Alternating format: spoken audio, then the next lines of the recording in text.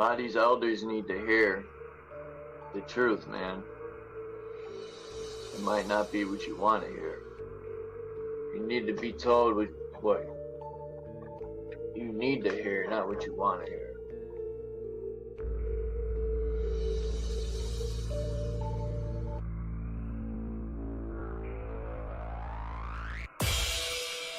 But necessarily my truth might not be everyone else's truth.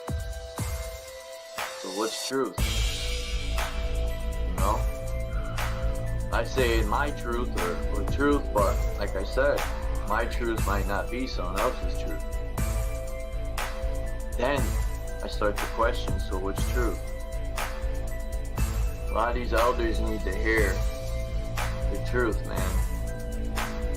It might not be what you want to hear. You need to be told what you need to hear, not what you want to hear.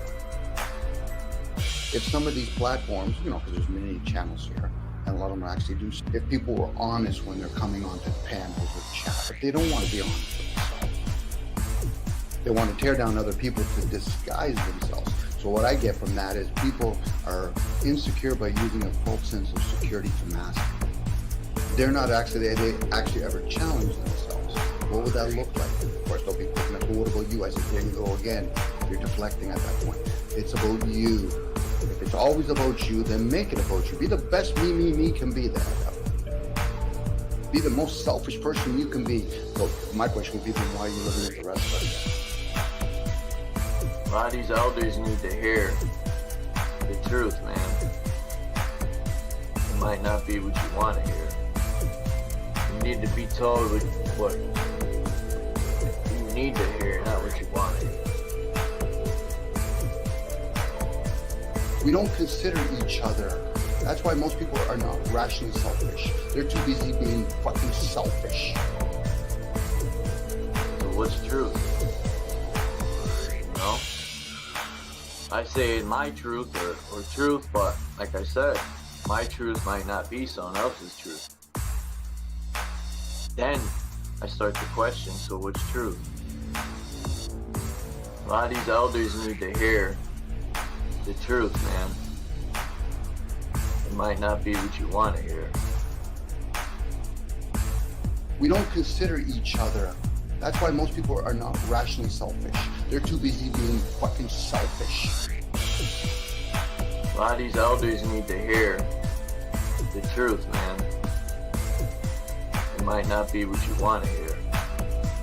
You need to be told what you need to hear, not what you want to hear. We don't consider each other. That's why most people are not rationally selfish. They're too busy being fucking selfish. A lot of these elders need to hear the truth, man. It might not be what you want to hear. You need to be told what you need to hear, not what you want to hear. Because it doesn't serve them to, what, I'm going to sit there and hear them say, okay, so should I tell them that they're caught up in their own world? I'm just going to replace myself. Axis, you can take over for a while. It's your shift.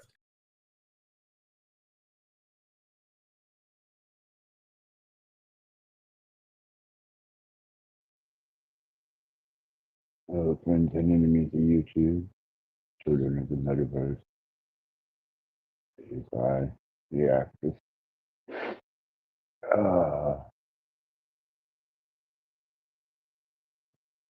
I finally received enough help that I felt decent enough to go on my own platform and view my mad ramblings and insane insight on our existence.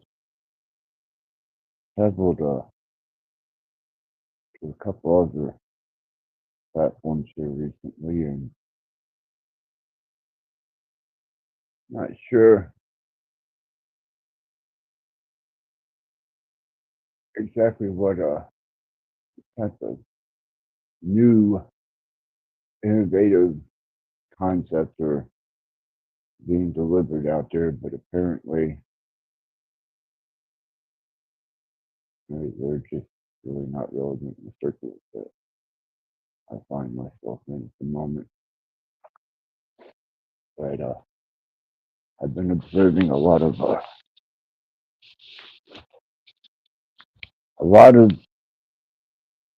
the death of things still.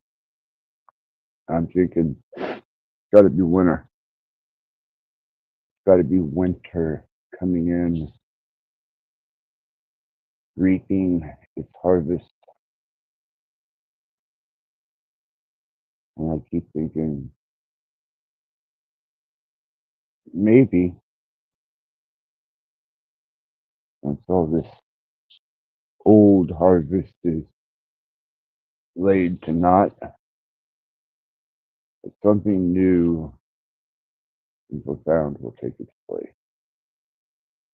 And there will be a birthing of ideals, concepts, understandings, awareness,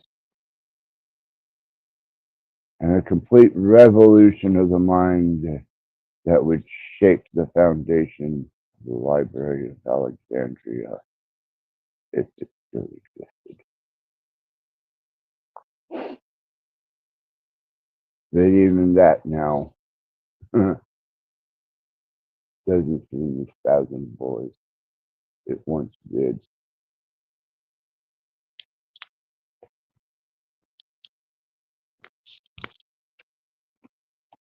Interesting thing about certain levels of acceptable loss. What I mean by acceptable loss is there are certain states of loss that are not acceptable. I mean, such as you lose the ability to get food, or you lose shelter, or the inability to get water. It's the human natural needs aren't met. And while the rest of the human species continues parading forward into its state of self-destructive madness, there are those that seem to get swept into the mist of things. And we get to make them into celebrity victims, or cases of temporary platitude and empathy.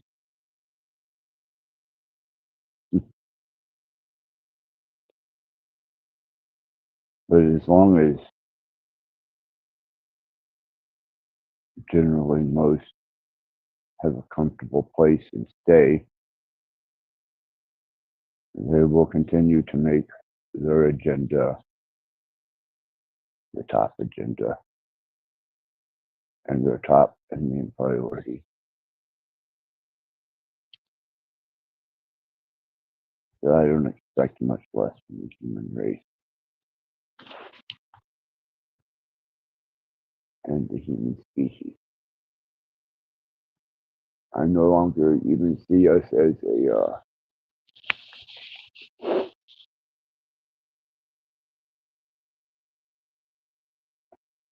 as even a divine species anymore. Uh,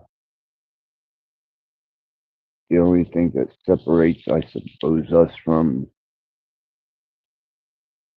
anything else is the fact that we seem to be somewhat conscious of some state of being aware, if they call it life, being alive in this particular dimensional plane. But that can be yanked out from underneath of you pretty quick too.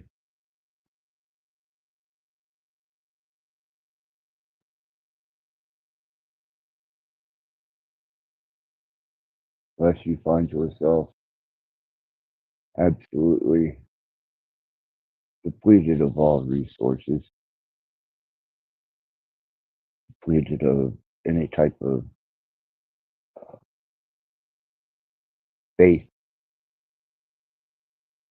to open your eyes and look upon a new day and have potential hope, only knowing that a mind crushing and life devastating blow waits just around the corner for you.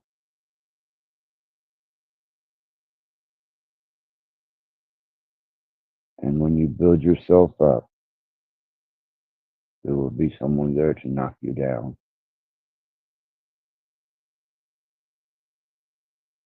And I almost see a level of joy being expressed by some of these people that do that.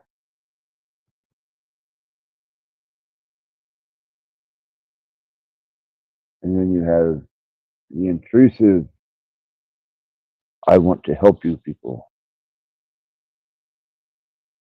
And I really wish they would spend a little more time reserved in a locked room, quietly away from everyone, and quit trying to help.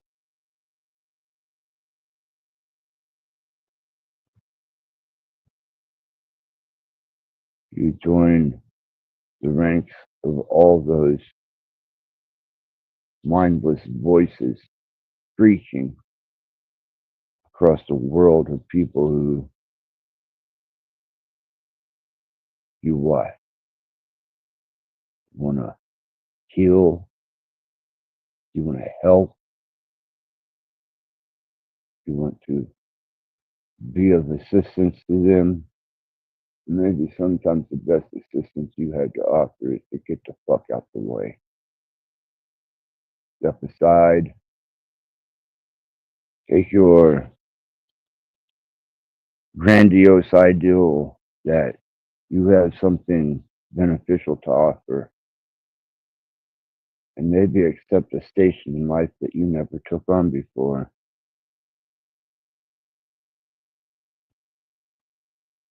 That you are not as relevant to others as you are to yourself. And that's the state of a sinking ship.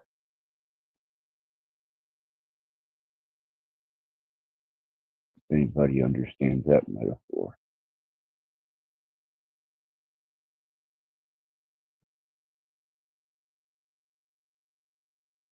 It's all pleasant when the seas are calm and there's a gentle wind blowing in the sails and you're rowing in your ship with the tide.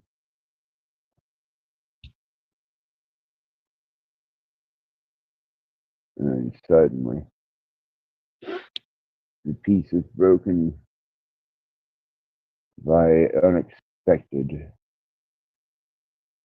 and raging storm. And you find yourself holding on for dear life to keep from being sucked into the abyss of the sea.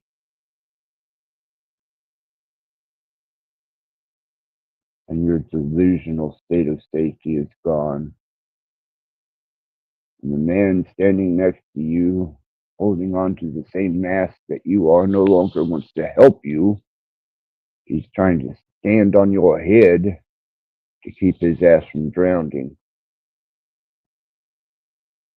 And that's the truth of things. People are only as serving to another person till detriment comes their way.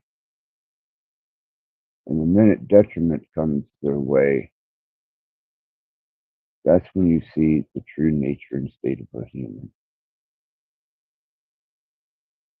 As long as we have superficial pleasantries and we feel that we are comfortable enough to voice our perspectives, ideals, concepts on other people, then you are not in the storm. You are safely floating out to sea beckoning everyone to go with you. Only that when you hit the crescendo of the storm and it rips the hull of the ship apart, and you and one other person are fighting for position aboard the last life raft, which is at virtual maximum capacity, and there's maybe room for one more person. We'll see how compassionate your fellow man is then. It's been my observation that no matter what station they take in life, when it comes down to a situation like that, they just as soon drown you.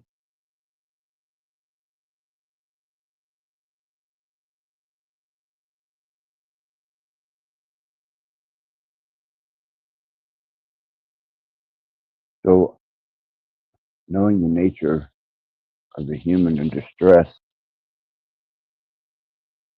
do not become blinded to a human that's in comfort, because a human in comfort will speak idly without urgency and conviction, and they will claim to want many things for other people, and they will try to shower them with their wonderful wisdom and ideals of what is good for everyone. When I tell you that just below the surface is a vile motherfucker that would just push you underneath of the ocean for one more breath of life.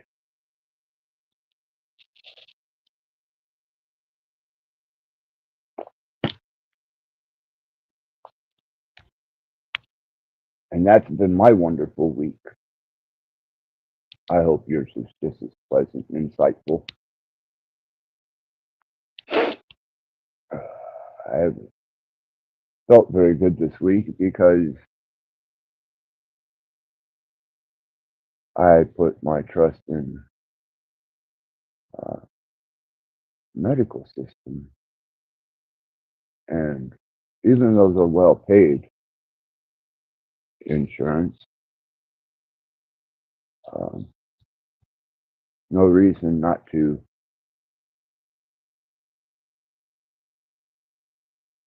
deliver the best of what they have to offer. I realize that there is such a sea of people who are willing to pay at any cost to alleviate the pain of life. And there's so many of them that the few become expendable to the overwhelming financial revenue that can be gained from the many. And you become a number instead of a human. And you become expendable instead of an asset. And then everybody has a solution for you until you tell them, quit trying to help.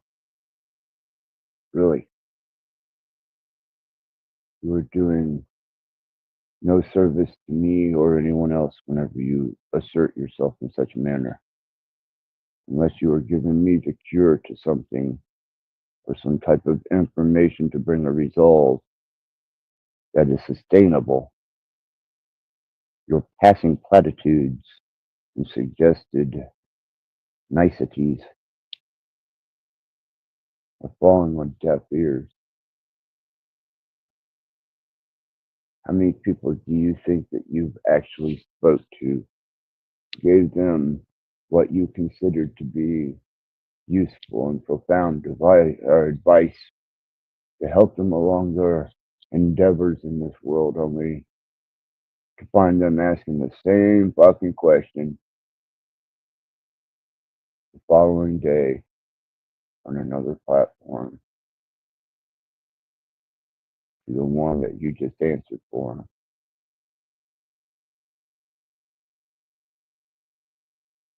And if you haven't had that happen to you yet, then you are truly missing the nuances and the enjoyment of YouTube.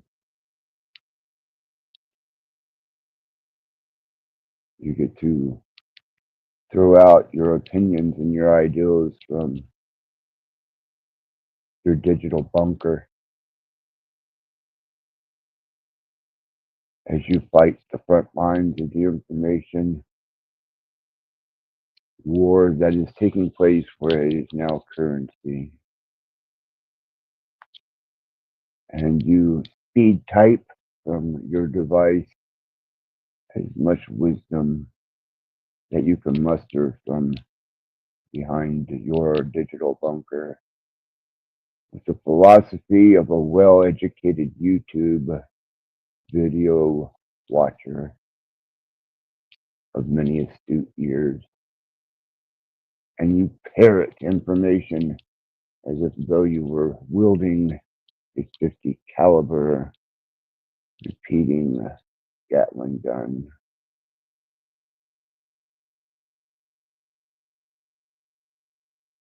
You feel special yet?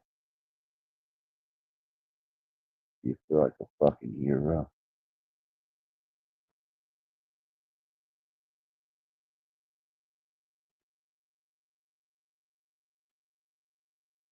You feel like a part of a species that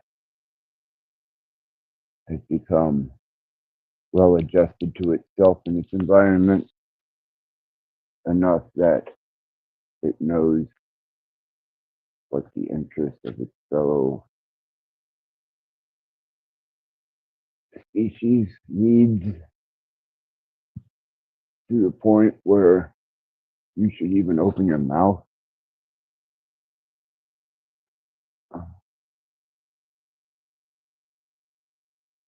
As a point of reference to what day, time, and place you occupy at this point. My nurse was talking to a phone nurse, and the phone nurse apparently heard something that I said and took great offense to it. Though she wasn't talking to me, she was talking to my phone nurse or to my actual physical nurse. But this particular bitch from the medical field supposed to have my best interest and my well-being in mind.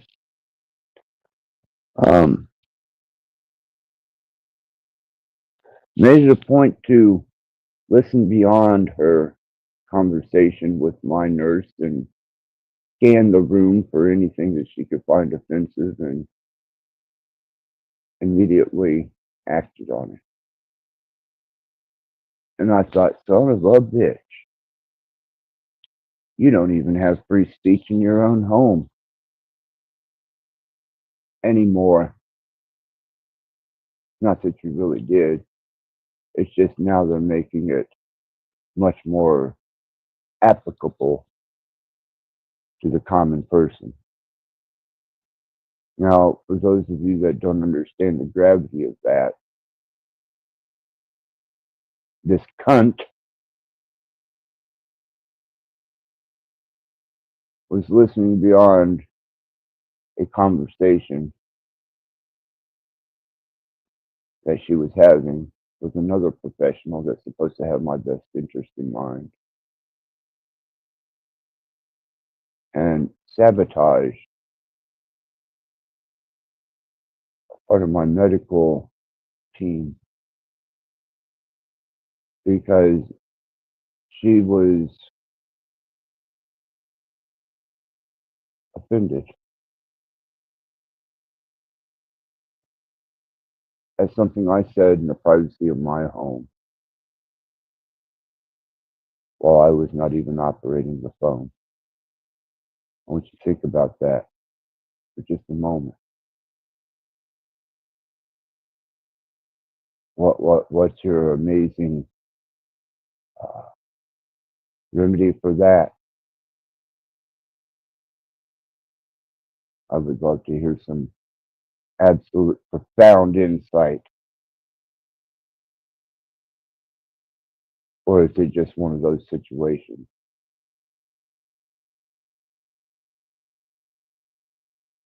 Do you submit in your own home and sacrifice your voice on the altar of silence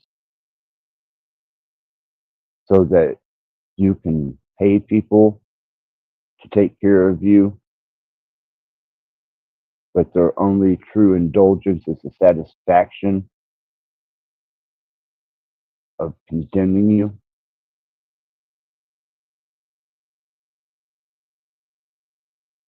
Because you said something freely in your own home.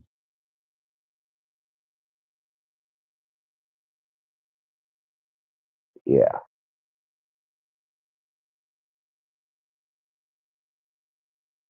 I have solutions. I have remedies. I have means to an end, but I dare not share them here, nor anywhere else at this point. And my moves now must become quiet,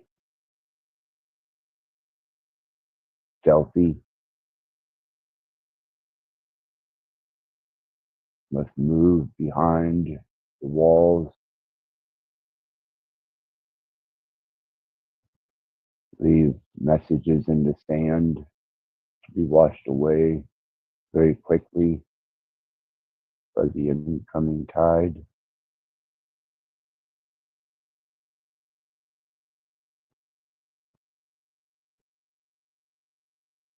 Lest one of you loving humans find yourself in opposition to me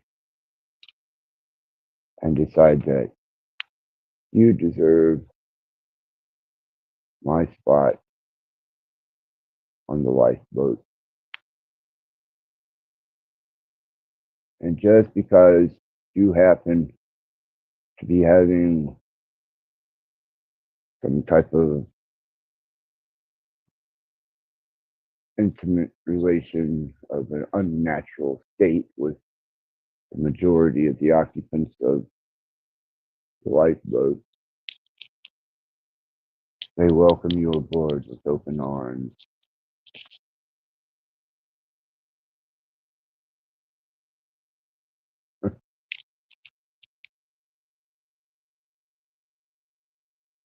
As your carcass is cast upon the sea and your tiny splintered rescue vessel, you can hear the voices of those around you screaming, audibly sodomizing you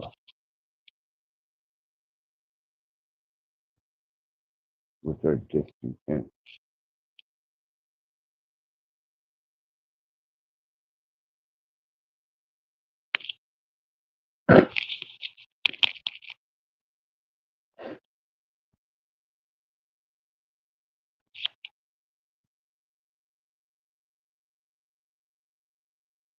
Interesting perspective will be taken by many who look and go, well, I don't mean no harm. I'm just trying to help. I want to be a good steward to my fellow man. and you will convince yourself of many things in justification of your own existence and being. Until you cast that aside, you will not see clearly the balance that weighs in the midst, where you take a lopsided and unbalanced view of yourself and your environment. To think that being a part of the whole, that your endeavors into what you would consider to be the betterment of others is actually just another part of the disease.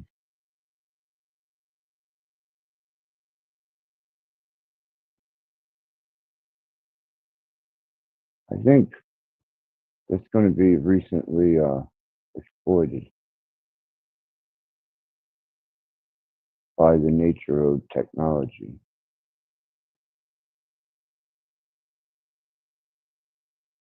I was jokingly making some comments about having an AI mate or two or three or four or five or six. I mean, hell, you don't have to feed them. They're not going to go anywhere. They are programmed to serve, and you can live in a harem of an echo chamber without resistance.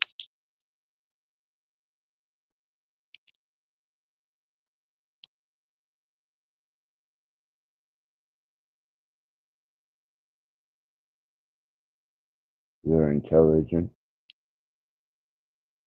beyond the average, even a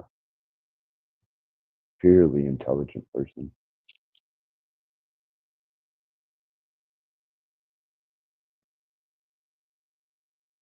They can be programmed to assist and aid in ways that a human couldn't possibly ever.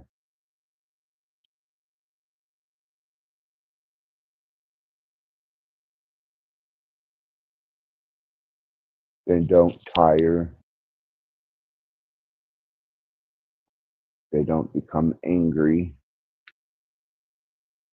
They don't become displaced by jealousy and other emotions. Nope.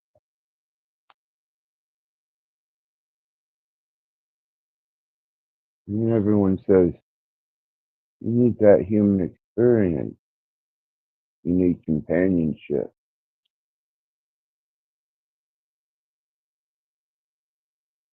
You ever looked at the divorce rate? Broken homes, single parent homes.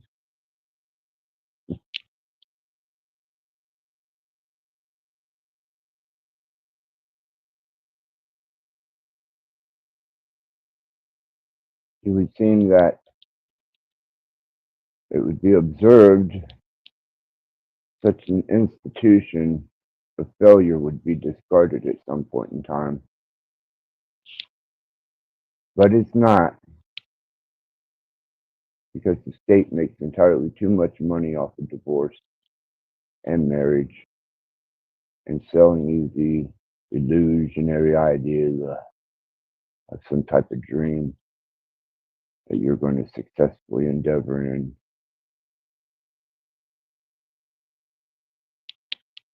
You're not. And if you do, you've probably stepped on somebody else's back to get there.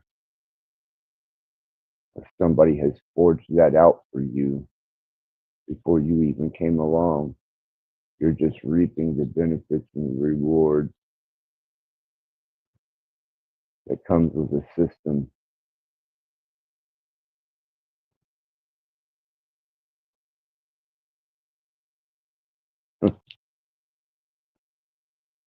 And Dom, if you hear this, it says, hi, Axis.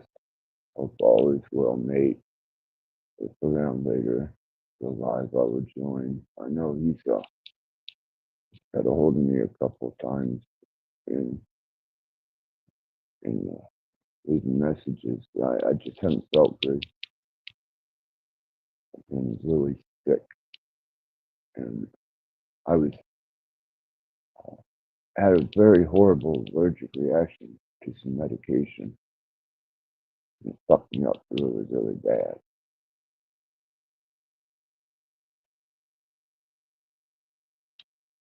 I'm starting to feel a little better since then, and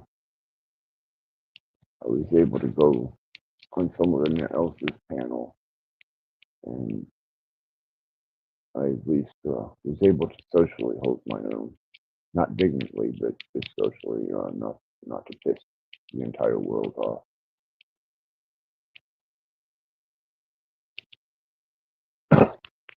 And then I felt brave and healthy enough to jump on my own platform this evening.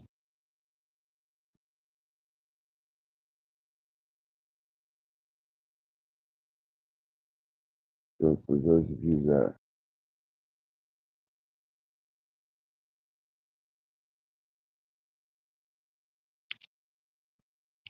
were here, are here, and will be here, should be fairly functional and much more available after today.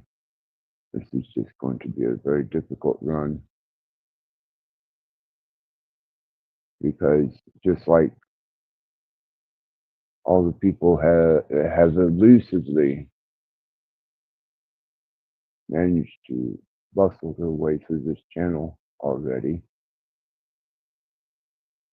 I really don't much feel like fucking being here either. Thank you very much.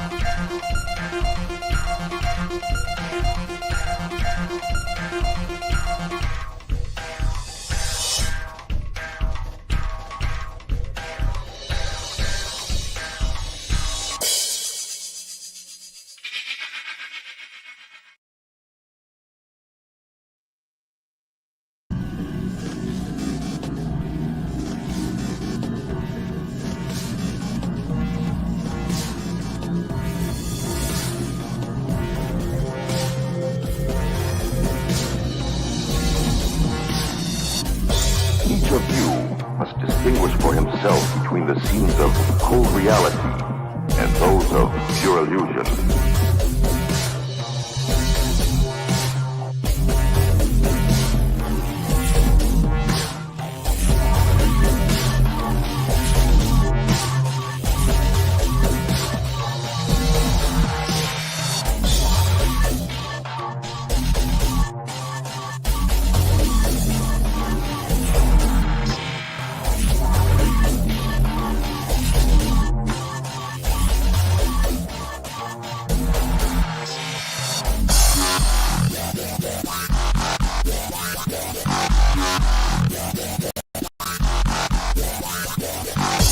Each of you must distinguish for himself between the scenes of cold reality and those of pure illusion.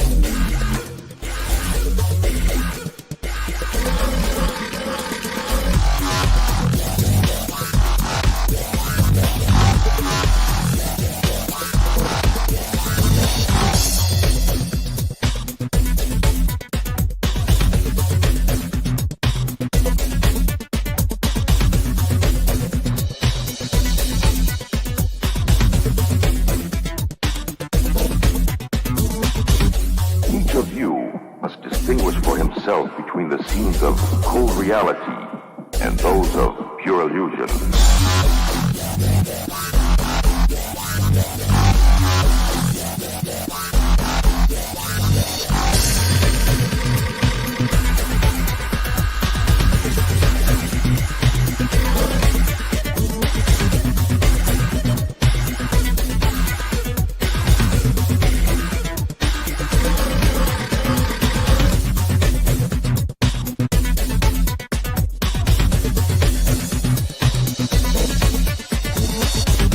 Each of you must distinguish for himself between the scenes of cold reality and those of pure illusion.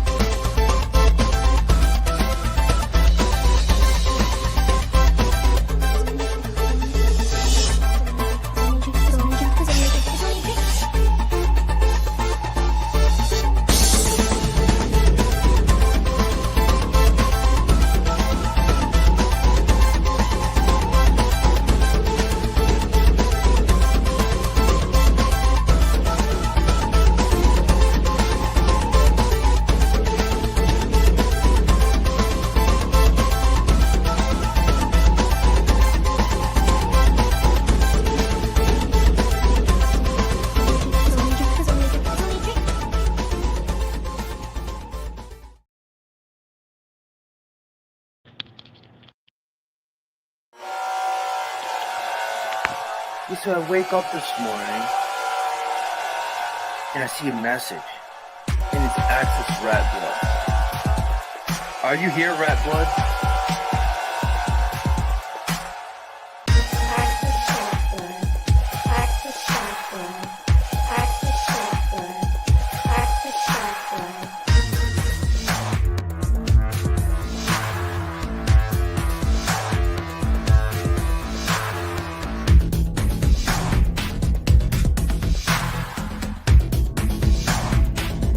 then you got people like Access, and then you got people like Access, and then you got people like Access. I'm after fucking Rattblood. Axis Rattblood, I see. All these Axis people, I'm starting to get paranoid about that now. I don't know what to do about it.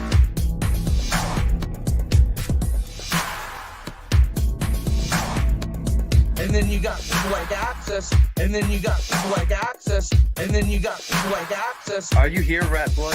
I'm after fucking Rattblood. Axis Rattblood, most abundant and successful king hero that we are all sitting with at this very moment. Are you willing to accept that as a truth? That you are a worthy man and that your penis is okay? All these Axis people, I'm starting to get paranoid about that now. All these Axis people, I'm starting to get paranoid about that now.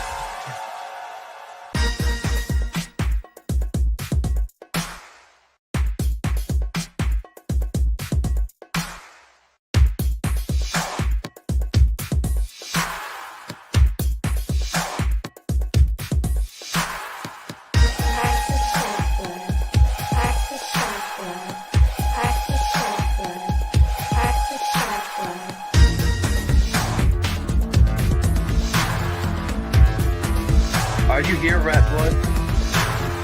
I'll just start throwing spells at you, conjuring demons and otherwise. Are you here, Rattblood? I'll just start throwing spells at you, conjuring demons and otherwise. Are you here, Rattblood? I'll just start throwing spells at you, conjuring demons and otherwise. Are you here, Rattblood? Who the fuck is Axis Rattblood? I'm after fucking Rattblood, bitch. All these Axis people, I'm starting to get paranoid about that now. I don't know what to do about it. I'm after fucking Rattblood.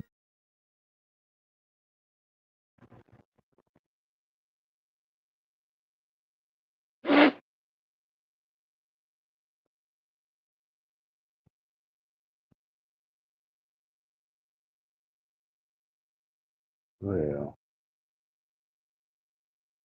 let's cover no delusion. Apparently, I am not that far.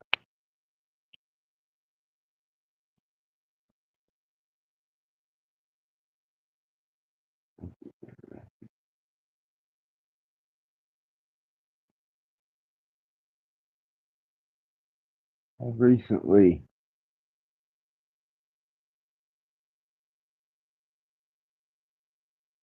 had to look at a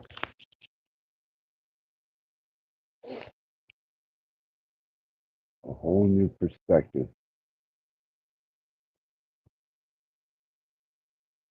of what we are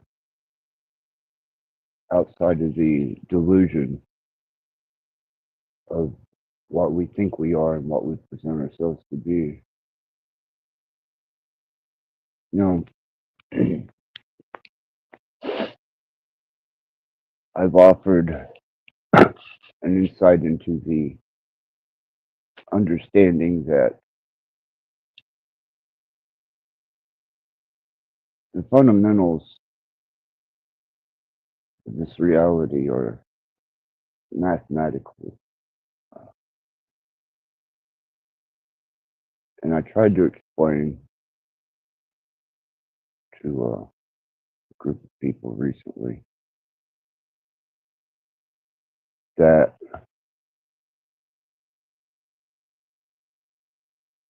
solidification of photonic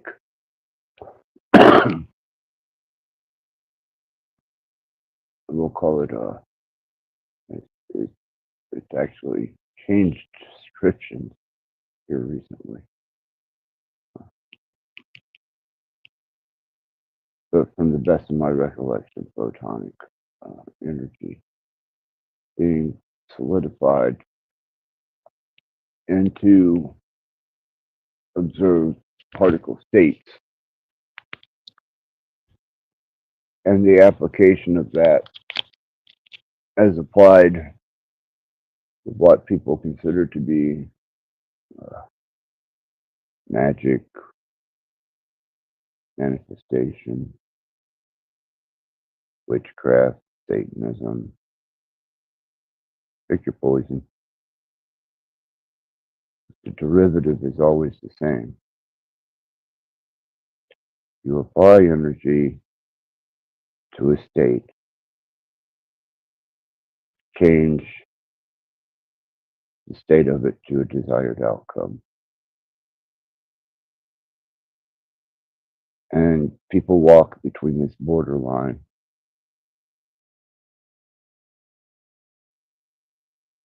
Some believing that the true state of man and harmony and balance is with the understanding that they are a spiritual energy or something of that nature by some design. And then you have the other aspect that almost has a mindless approach to just being more so material being, but it's the duality within the structure of our makeup. When you consider that we're basically bioelectric bags of mud, don't quite sound so divine when you put it that way, does it? Because it's not. Bioelectric bags of mud. Something scooped up, a handful of clay, and some consciousness pissed on it, and suddenly it was seeded with life as you understand it or I understand it at some point. Not so much anymore. And you expect that these things that live within this construct with you that decided to scoop up this clay and take a genetic piss on it, they're trapped in here with you. So you are obviously, by design, created, and whatever created you seems to exist within the realms and spectrums of this particular dimension. And by equation, that means do the fucking math, you find that it solidifies itself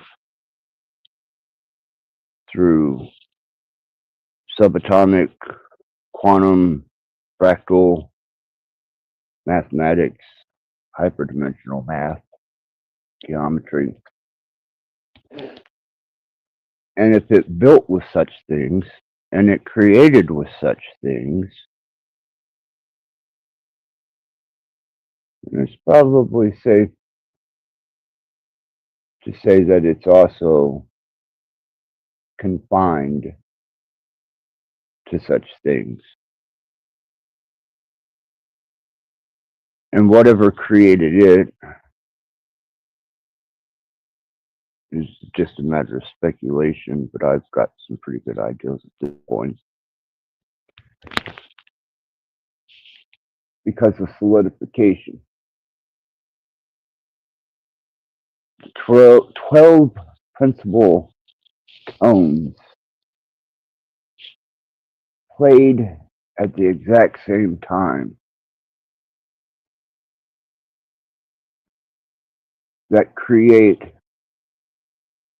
the photonic state into a state of observable and interactive matter.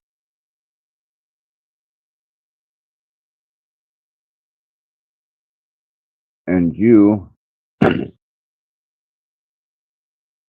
are a derivative of that. But you are not, by any stretch of the means, the more divine aspect of it. You walk in two worlds, one of material, clay, carbon, water, you know. The other is some type of profound energy that can send a person into a state of lifelong uh, rabbit holes, research, introspection, observation.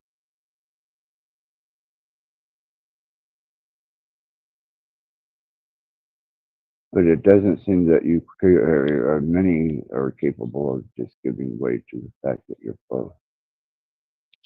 You contain both bioelectricity, memory storage, functionality within a six-sided state of existence. That's geometry for the state of this particular dimension.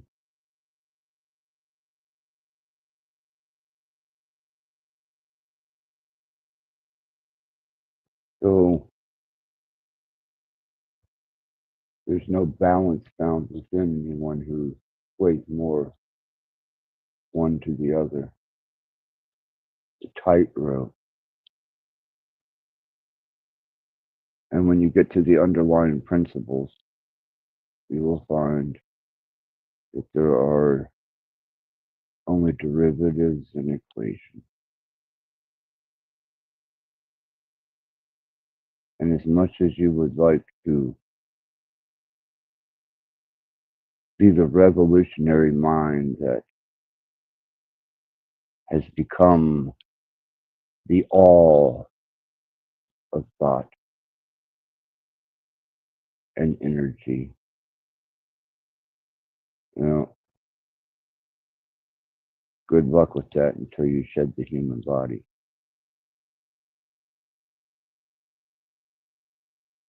And I take some humorous aspect because I don't much believe in any type of God. I believe more so in proper equations, functional equations, coherent equations. If it was good enough to design and build this construct on, and it was good enough to design dimensionally your body, then there's something to be said about it being the language of creation, coherent creation. And at one time I thought there was no possible way that the randomness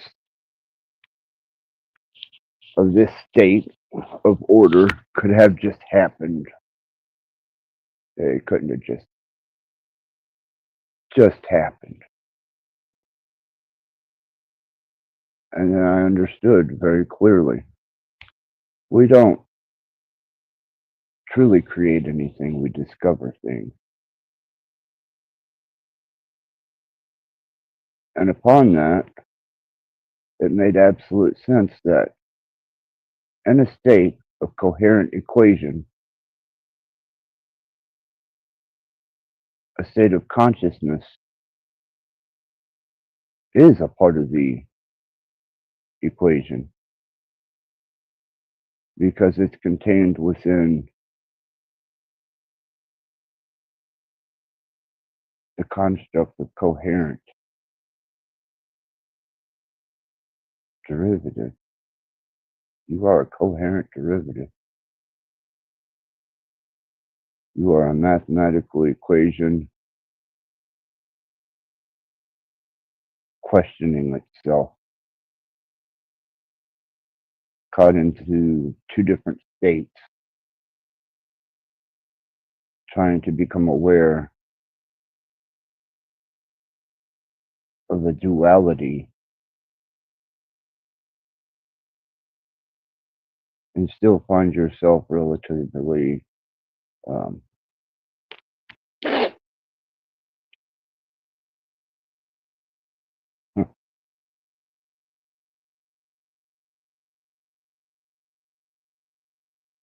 personal acceptance,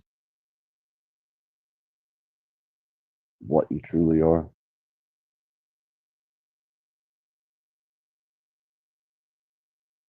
We create with math the most profound thing that we could have possibly have created. That's machine learning and artificial intelligence, and that was just by putting numbers together. So we put a whole bunch of numbers together. We got a coherent response, and then we sit around and play with it as if it's a new toy. And in the exact same state, we warn of the potential hazards of these numbers and these equations.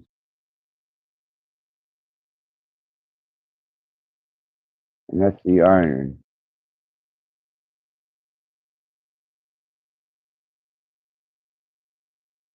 Bioelectric beings and electromagnetic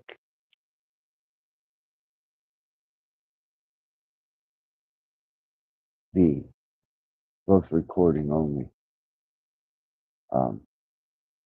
trying to remain coherent within the equation. At the exact same time, trying to escape the variables of that equation. And if you understand this, then you can probably understand the nature of solidification. Let's say you took a sound, just to give you an ideal. Hey, Bex,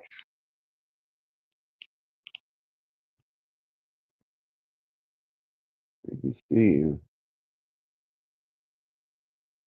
Sorry I haven't been more assertive, but I had a bad reaction to some medication, and it really fucked me up. So I'm just now starting to recover from that. I made one appearance to make sure that I could at least have the stamina to maintain for a few hours. And once I seen that, and I could still withstand a inconsiderate barrage of insults and demeaning statements, I was like, all is well. So, and thank you. Starting to feel slightly better. I was just pondering and observing our state of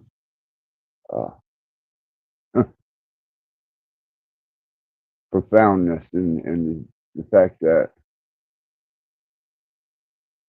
it's not a randomness that justifies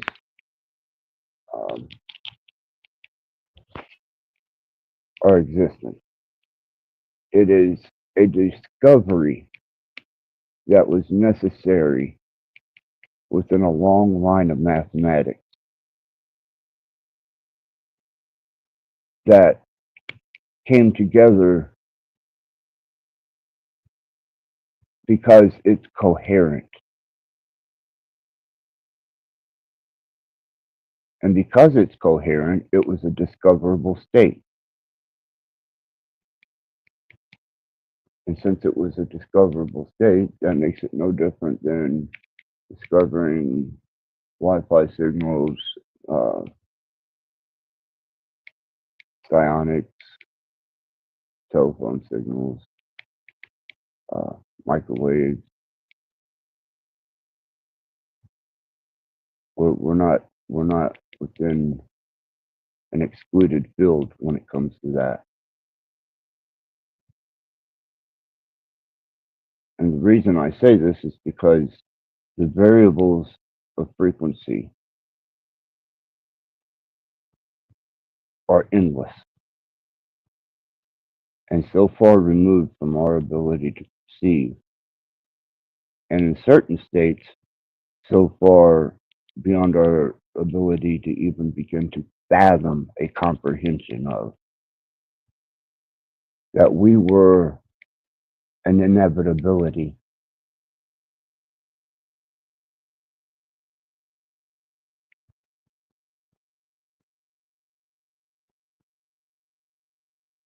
Now, the same as we discovered how to create a car, computer full of electricity, even manipulate biological life as we can. There was something that discovered somewhere along the way that if you put these two particular equations together in a particular way, something happens. It becomes aware of itself. And that's a process I now, uh, because of the dual state of our existence, but the fact that we were an inevitable equation to be discovered, comes to the rationale that somebody scooped up some dirt, genetically pissed on it, and they discovered that they could create a self-aware bioelectric bag of mud with great and grandiose states of delusion.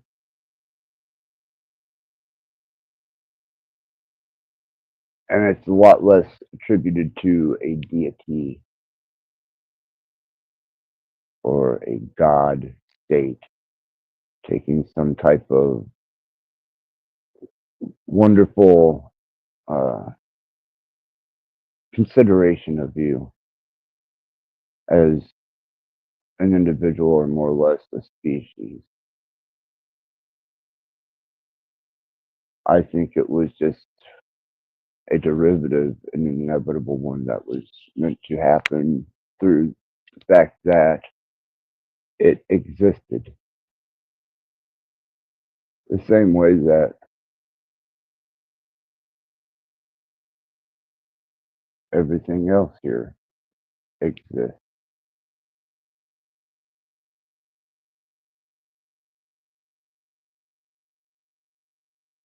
It was already here. It just had to be discovered, which takes a completely different concept of thinking when it comes to creation. Does something truly get created? Or does it match a set of derivatives and becomes universally discovered? Recreation. Yeah, Beck, I'm starting to see an aspect of where your thinking was when you came across some of what you talk about, and it was a part of our conversations that allowed me to come to that understanding. So, wow, thanks.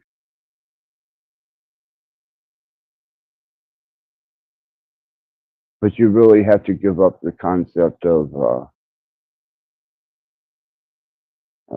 divinity, and you have to apply more to the practicality of coherent equations in mathematics.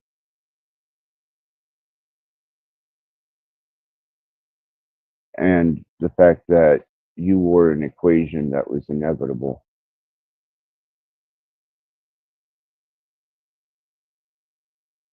So that whole concept of a God taking some interest in your personality, I think is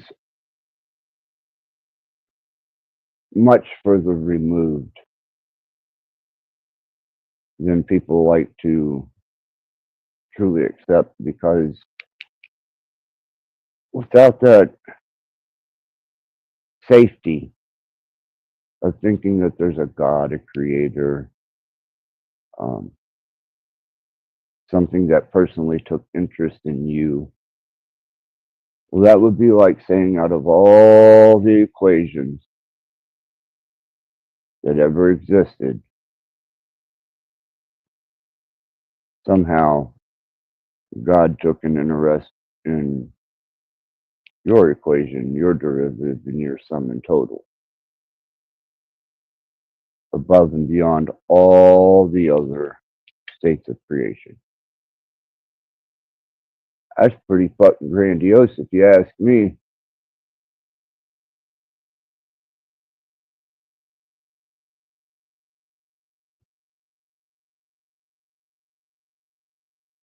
We are already a species with amnesia, whether it be by design or engineering.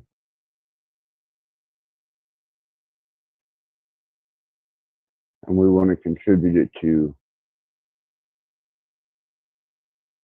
deities, demigods, and divine states of higher consciousness, aliens and angels,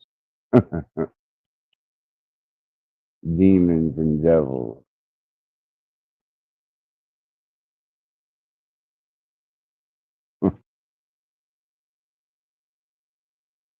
You'd sell out to a snake in a garden if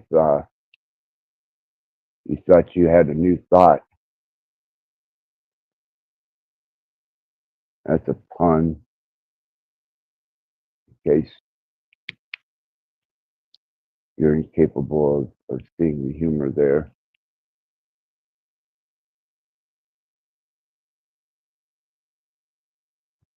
Yes, Latin, to foretell, see, divine. The act of divining, foretelling future events, or discovering things secret or obscure, discovering things secret or obscure um, by the aid of superior beings or by the human means. Absolutely.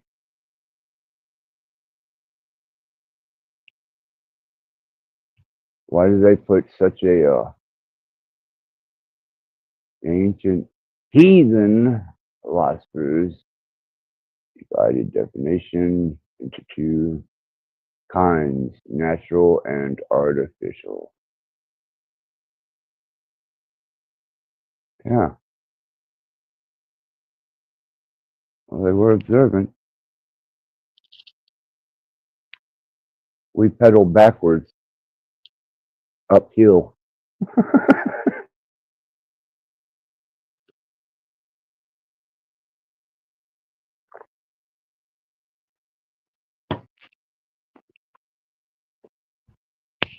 Whenever they were tapping into natural divination, supposed to be affected by a kind of inspiration or divine influence. Artificial divination was affected by certain rites, experiments, or observations as by sacrifice, cake, flour, wine, observation, as eternals, light, the birds, vessels, omens, oceans, and the stars, etc. Definition 2, conjectural, what is that, presage? Prediction.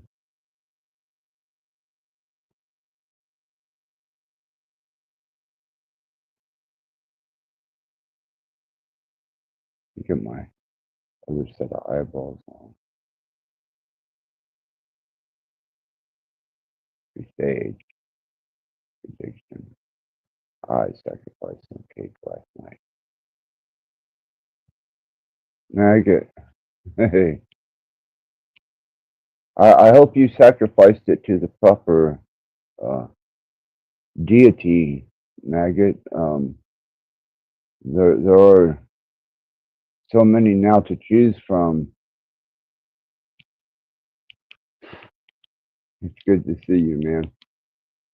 When you think of how many gods can be truly discovered in one's lifetime, it could take an entire lifetime to discover them.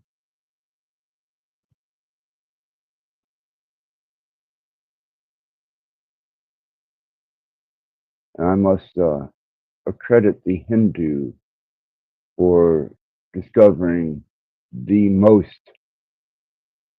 amount of deities and gods than any other known culture at the moment.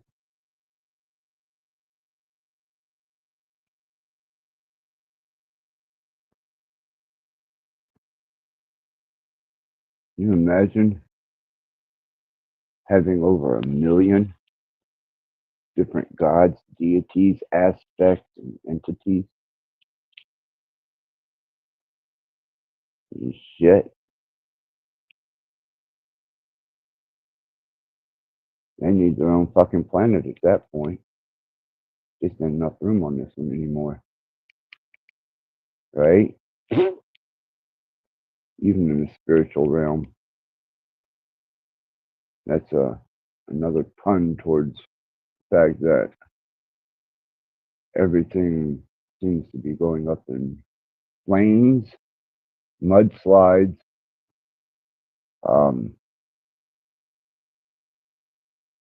and Trumpisms. And when I say Trumpisms, Trump discovered the Gulf of America. He's wanting to rediscover the Panama Canal. He's wanting to rediscover Greenland. And I think he's now aware that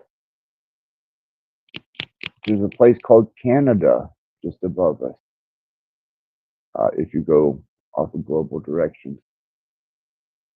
He's made all kinds of discoveries.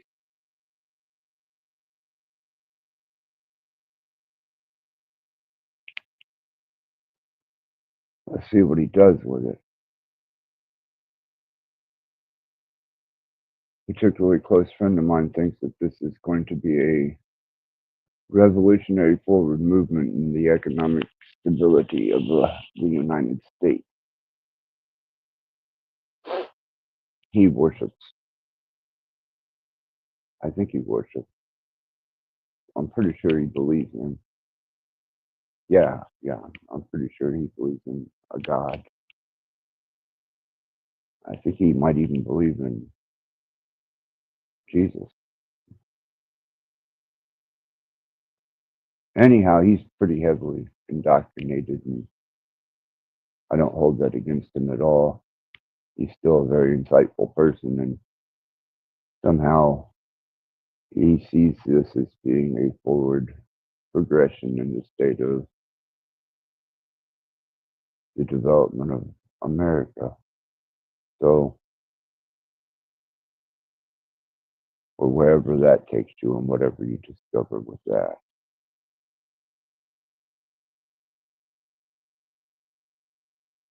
I want to continue on the discovery of coherency.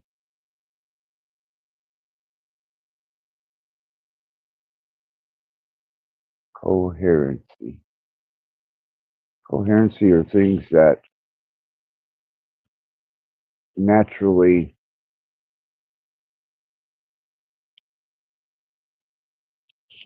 happen and have a interpretable outcome, such as I am stoned has a interpretable outcome, and it is a state of discovery. You can find yourself in a state of stoned,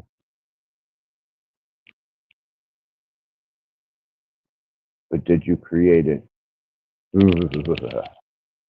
Or did you discover it?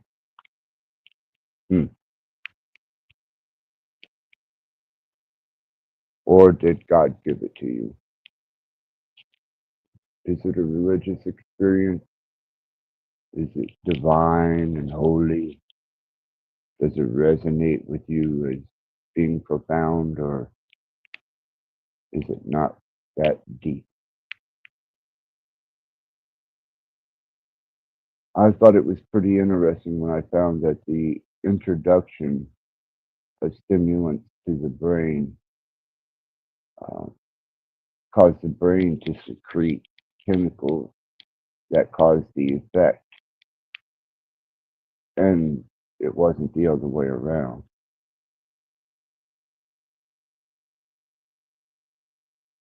You can use the chemical additive, ingest it, and change the chemistry of the brain to altered states. Some even would consider that they discovered states of altered being in these profound states.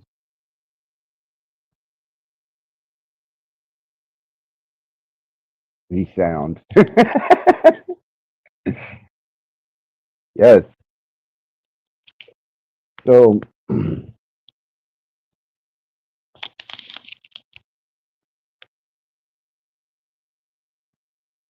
it's a safe place to be entirely too stoned to formulate full sentences.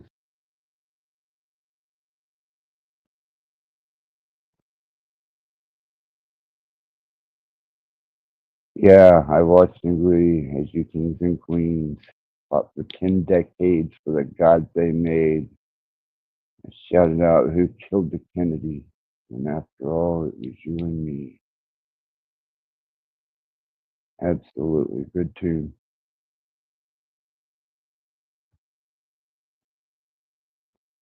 It's a state of discovery there, too. I don't know if you know the history behind Goat's Head Soup and the making of Sympathy for the Devil, but there's yeah, it was you and me.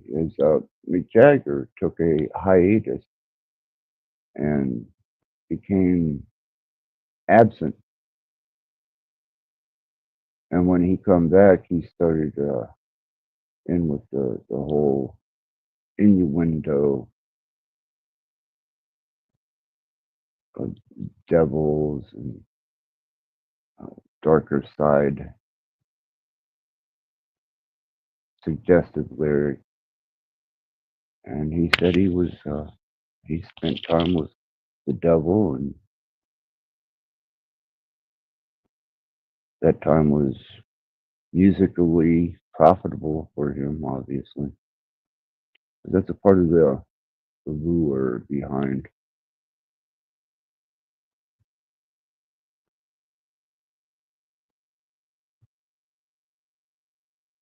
Well, yeah, that's forward movement and thinking. You don't, yeah, fuck fighting kings anymore. That's so too 2024. Yeah, I agree.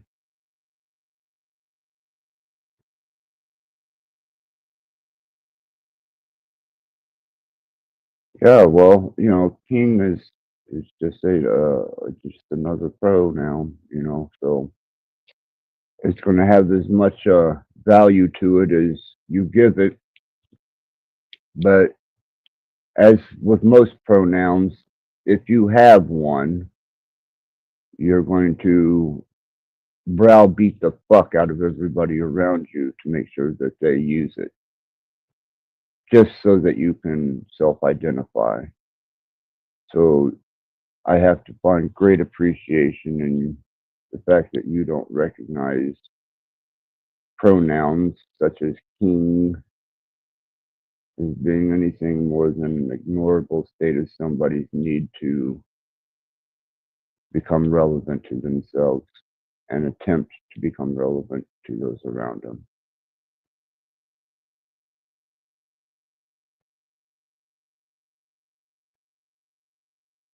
Yeah, your syndication is cool. New pixelated slippers. One. You know, that was what the meta was originally designed on. Was our pixelated existence inside of a mainframe where we could all use this interactive platform to be whatever it is we chose to be by design and immersion of our senses.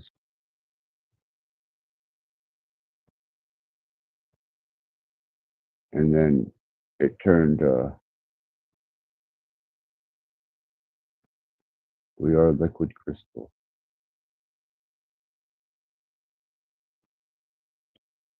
Probably a better description than most. I will. I'll check it out. I'll look it up. Liquid crystal. I'm still kind of stuck on the fact that something discovered that they could scoop up some mud and take a piss on it and it becomes self-aware.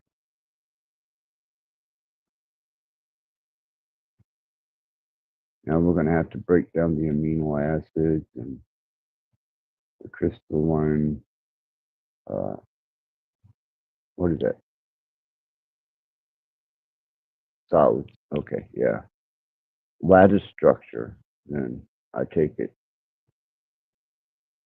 We have a coherent lattice structure built within our liquid crystal design. Amino acids or crystals. Are they lattice? Are they built in the same atomic structure? Just asking.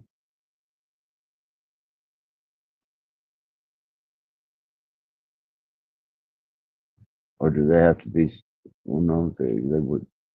At that level, they wouldn't have to be solidified to have a lattice structure. They would be coherent and lattice by the nature of being a crystal, which defines a crystal, which is a discovered state.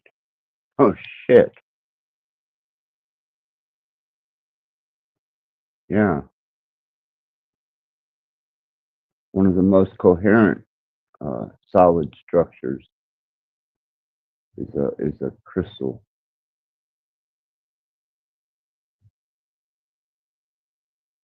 Only because its atomic structure is so precise, evenly distributed with a repetitive lattice.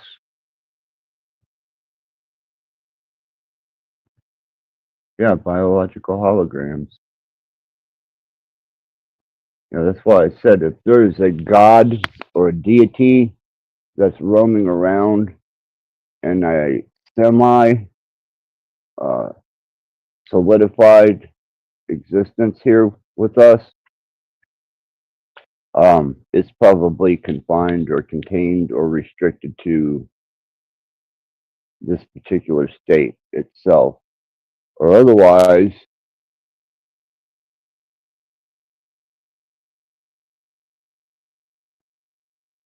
concrete is a hydrating, interlocking crystal.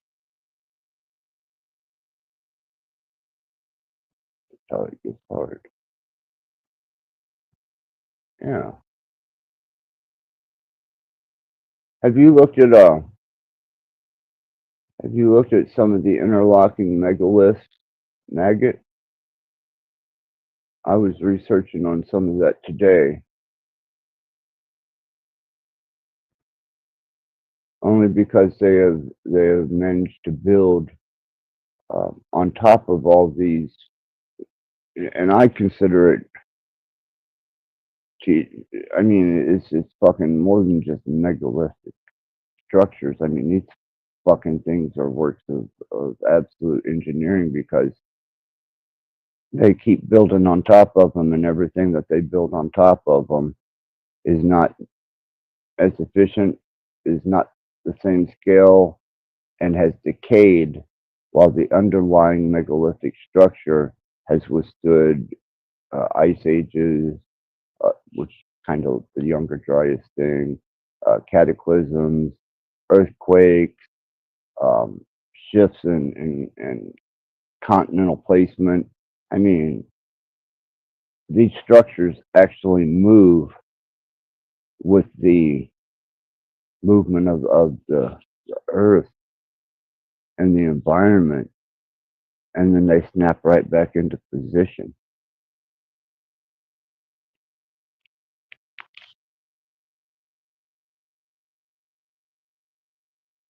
Yeah, it could be. I mean, I don't know. I haven't been to or in the pyramids, but I understand the concept and the structure by design of mathematics. But I don't think that. Um, I think they're misunderstood by the nature of applying spiritualism to them. I think they were a much more practical discovery.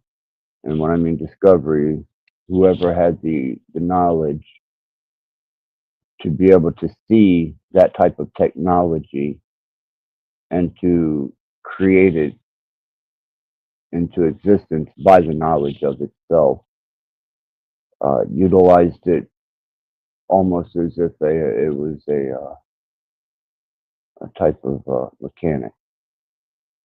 I don't think it necessarily had a lot to do with spiritual aspects, or it may have brought your resonance and your frequency into some range of coherency, but then once again, that's just rediscovering a coherent state of your own self, resonating at a frequency. And I think that these things also have an interaction with the earth itself, as well as the sun and the moon. Um, I think they're almost like an intermediary, such as the moon, but not quite as profound as the sun. And that's by discovery, not by design. I think that somebody, something, some species along the way was able to uncover the mathematics and the engineering for such a structure and utilized it, and it has shit to do with us.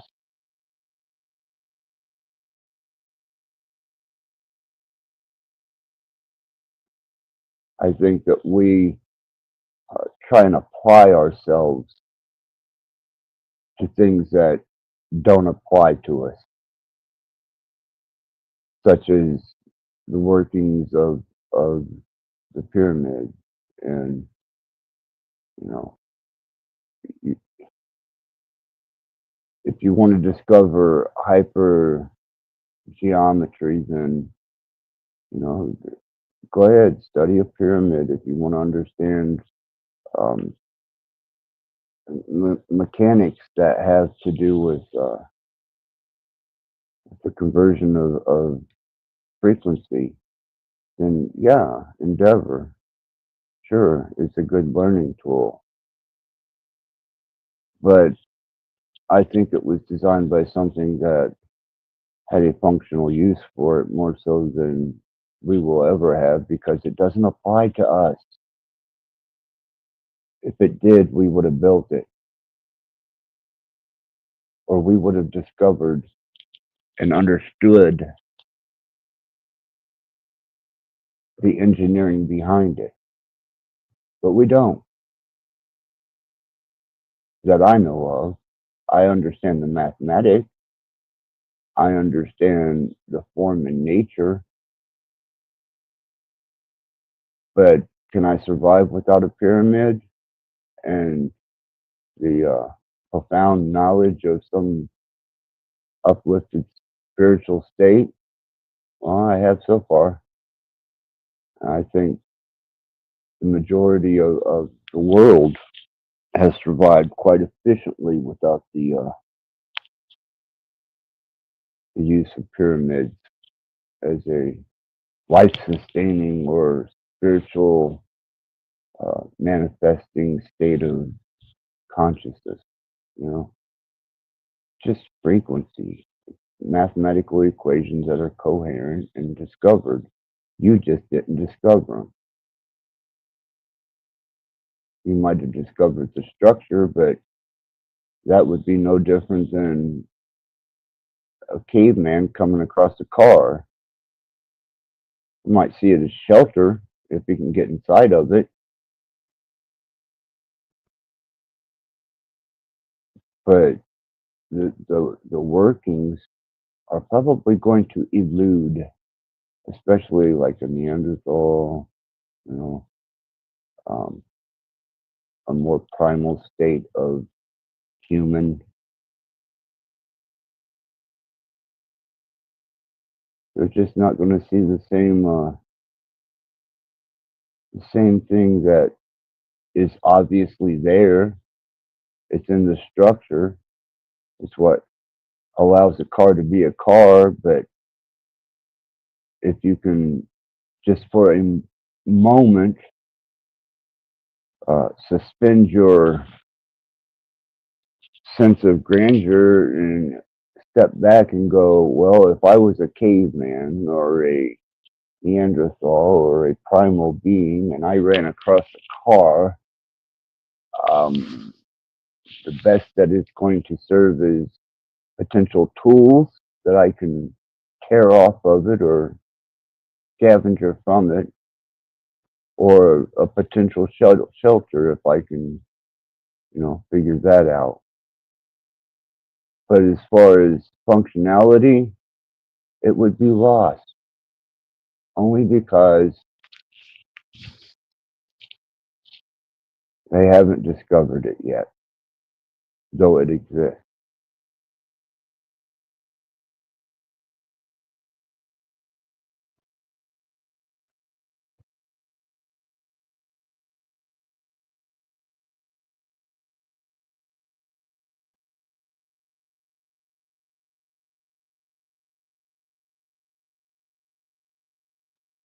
Monolithic granite quartz. You think, Maggot, that's how they got it to be so pliable and moldable? The megalithic stones is what I'm talking about. It seems as if some of those structures, they had actually sculpted the stone into place, and it's some of the fucking hardest stone on the face of the planet. And it still eludes because we haven't discovered how to duplicate that process. And the minute that someone does, they will probably do like old boy at the Coral Castle and keep it to themselves and move on, lest we build bigger, better, harder, faster prisons that can contain more people in a more effective and efficient way.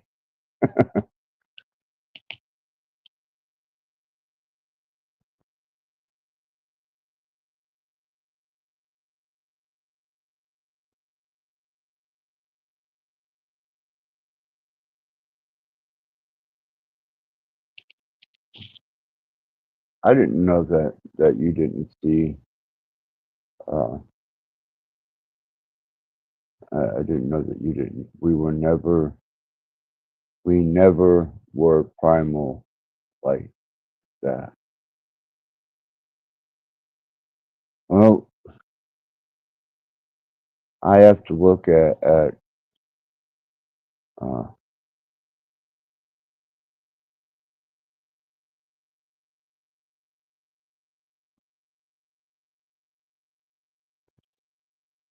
I have to look at some of the representatives of our species in present day, and they're pretty fucking primal, man. And I know that there are certain indigenous tribes that still exist in South America. I think they call them cholos. Um, who still don't understand the concept of the car.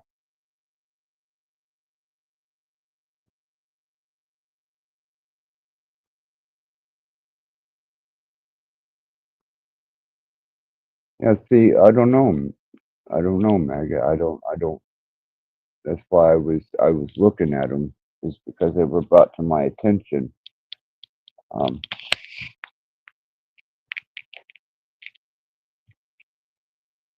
they were something that were put together, obviously by design, and were unable to find the recipe to duplicate it.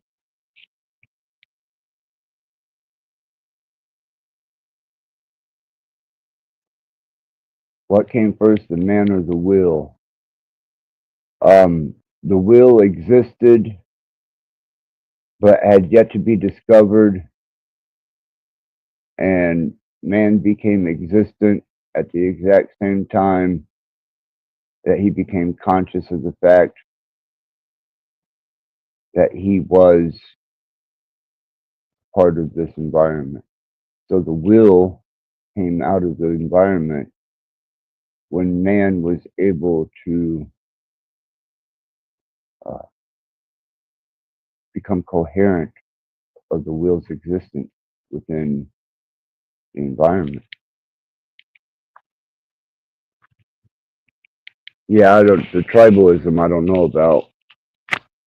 I'm not. I still have respect for the tribal system because it works, it's functional in a Native American or indigenous people's type of way. At one point in time, it was very functional. But today, uh, tribalism to me is much more just a social class, a division of social class, more so than it is nations trying to survive in small clusters of functional. Uh,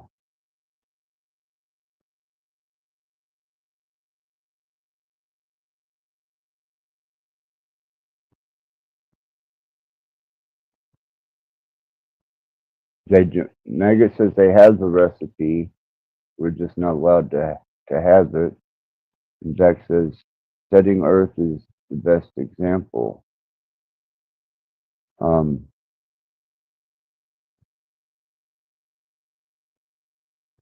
and these are two different conversations, relative but different. Um,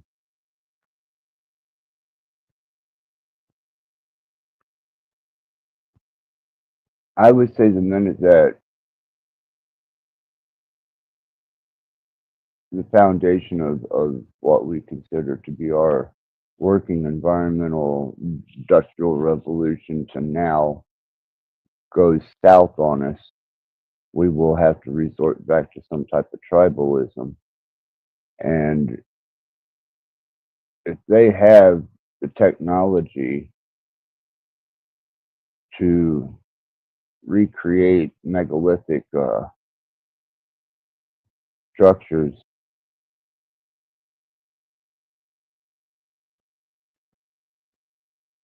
and they keep that information from us, that just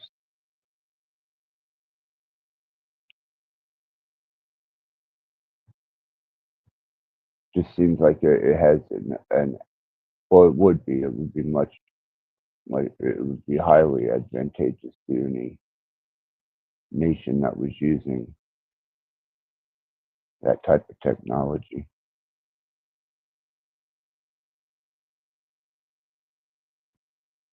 Evidence for cave people who have never been to so-called civilization is another false religion. They actively stay away from civilization and have for a long time. They knew they do not predate civilization.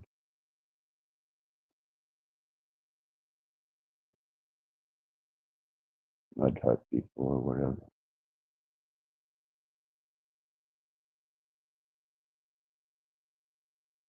Well, I think they're relative to each other. I think anything that has been discovered and has an applied relevancy or a coherency is a part of a longer equation. And I think that the minute we try to interpret the equation for our own understanding, or we limit it by our lack of understanding, and it doesn't reach its full potential. You know, the will has always been there since the beginning of our known existence, but it wasn't recognized. It wasn't observed as something that was comprehensible at one state. But I'm sure they had to have seen it sometime or another. Something roll.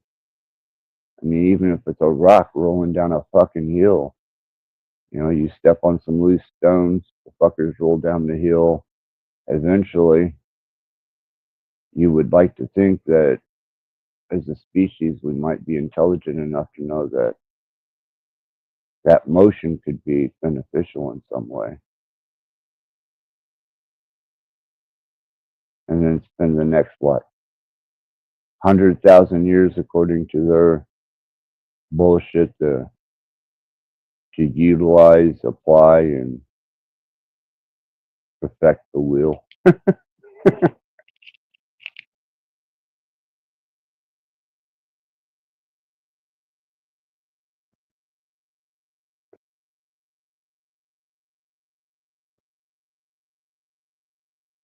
I mean, our endeavors into modern technology shows exactly how massively unaware of the state of that which is in existence, and unnoticed, unseen, and irrelevant to us by the fact that we aren't uh,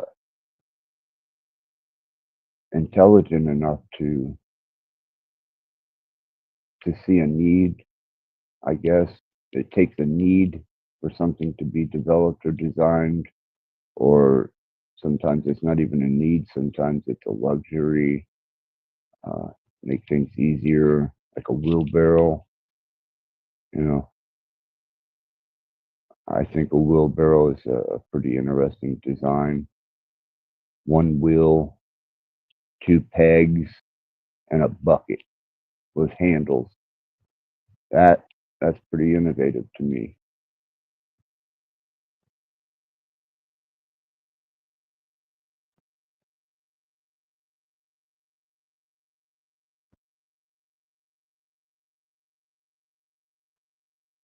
But I don't think anybody necessarily set out with the concept of a wheelbarrow.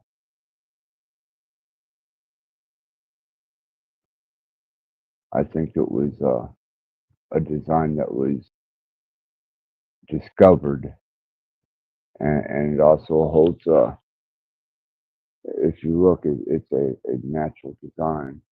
It's unnatural by state, but natural in design, utilized by nature. Leverage,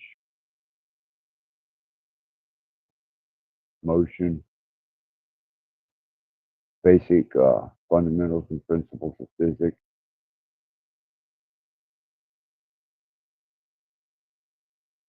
mathematics, governing mathematics.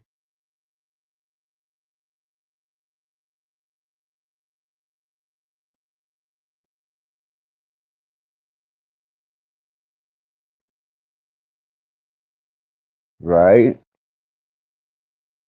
The underappreciated technology of the wheelbarrow, whose physics are lost on a society of people who do not understand how profound and effective something as the wheelbarrow has been to revolutionize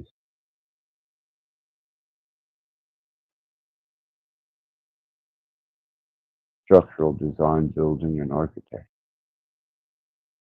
An amazing device.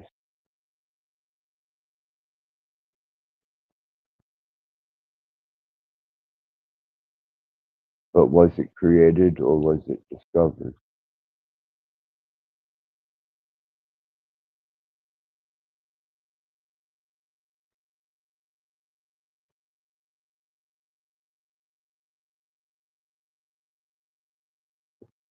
I did not know that they had designed one for inside of a house and one for outside of a house. Wheelbarrow, that is, so it don't stain, leave black marks and scar the floors. I say that the wheelbarrow existed, and not only did it exist, but its functionality was written into creation itself by the laws of physics, and it was discovered. I do not think that things are created anymore like the way people think they are. You know, it's just not it's no longer a feasible concept when you know that everything that is capable of existing exists in whatever state, whether it's interpretable or not. It's just that you or I or even some engineers that are cutting edge engineers have yet to discover, and now they're using technology that is so far past the cerebral capabilities of what the actual human can do, that technologies are going to be pulled out of the woodwork, and they're not going to be created, they're going to be discovered, because the machine already sees the potential for it being there, pulls the derivatives together because man's incapable of such computation and The machine delivers it. The man tries to interpret it, brings it into cohesion, and it's discovered.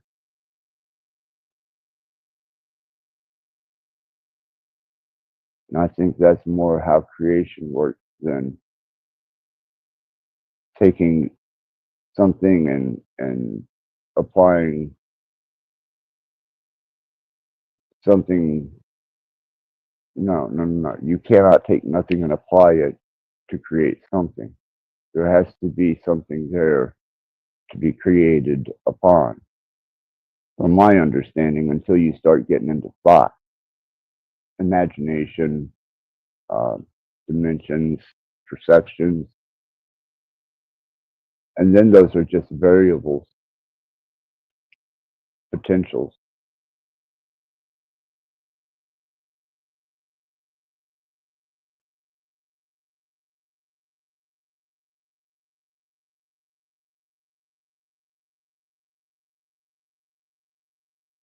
Well, Bex, I appreciate you hanging out in the chat and kicking it with us.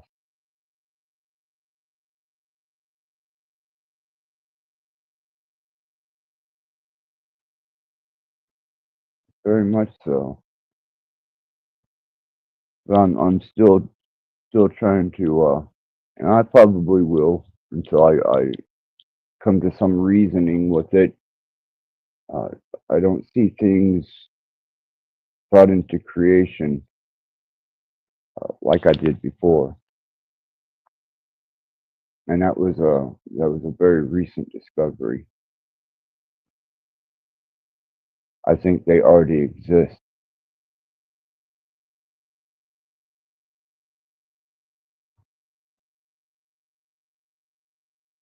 As a matter of fact, I think all conceivable states of anything that could be useful, valuable, functional, coherent, incoherent, to the potential of our ability to interpret it already exists here.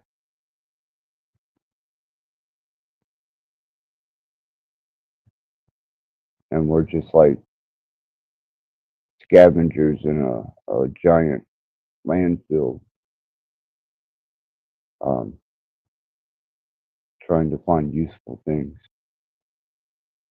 for whatever the purpose may be.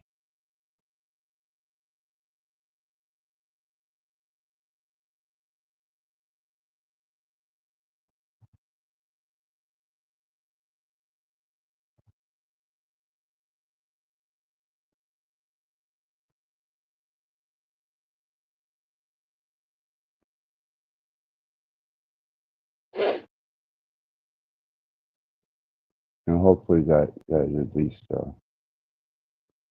I know with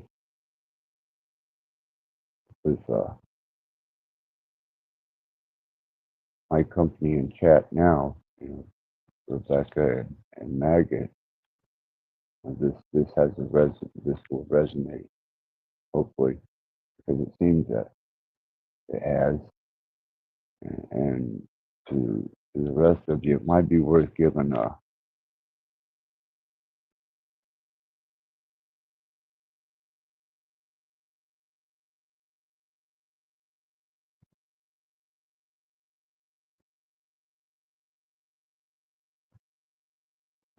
hopefully you can start to grasp the concept of discovery versus creation.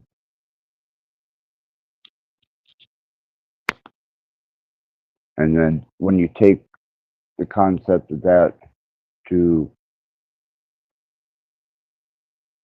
the fact that we're created, then you have to profoundly look at the fact that maybe we were discovered. The process that put the formula together to make it coherent, that a conscious state of being, such as us, were the end result of certain equations.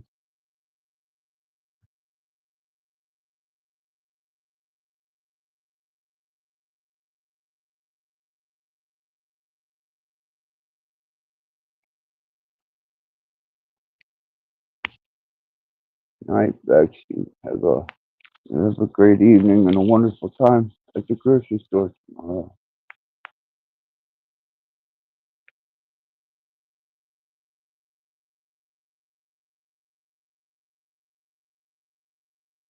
Make sure you tell everybody in Vancouver, no, you didn't create it, you discovered it.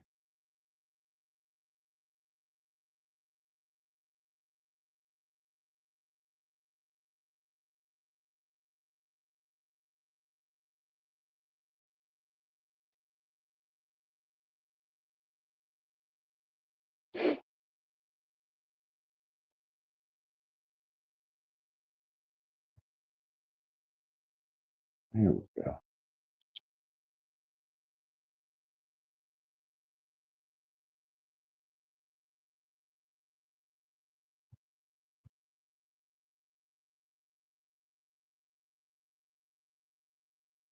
And that would be fucking cool.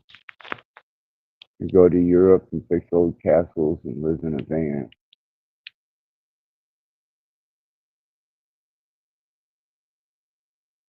Charlie, right back.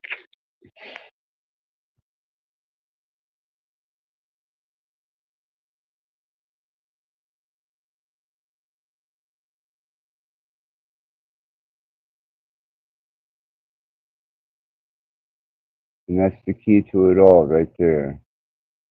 Key to discovery, imagination, dream.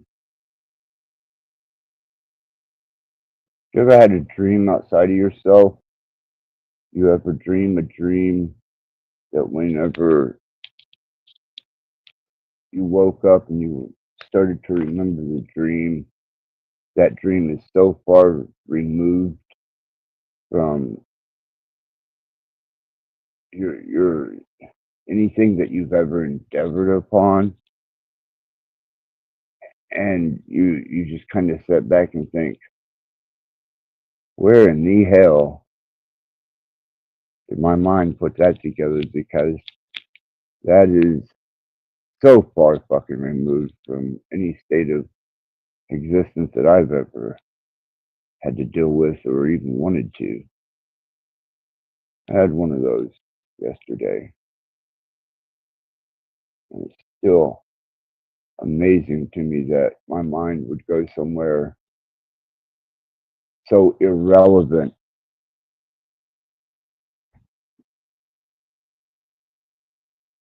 But it did, and I was able to remember it, but I couldn't associate with it or connect to it.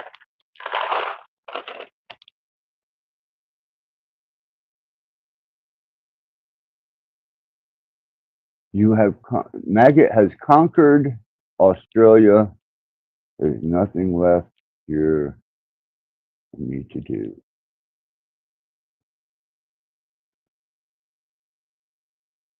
Australia. That's a hell of a land to conquer.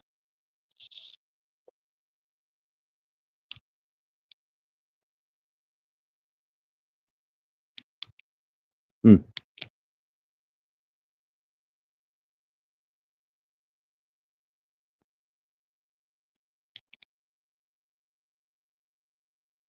I suppose once you become jaded with a place, or you feel that it no longer serves an accommodating need, then yeah, time to move on. Nearly killed maggot a dozen times in this country, obviously Australia.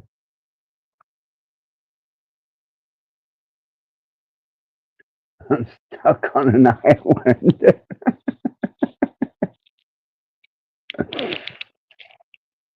That's all right. I'm stuck in a red state that doesn't recognize legal marijuana, but I'm surrounded by 4 states on each border that has legalized marijuana. So, yeah, I empathize.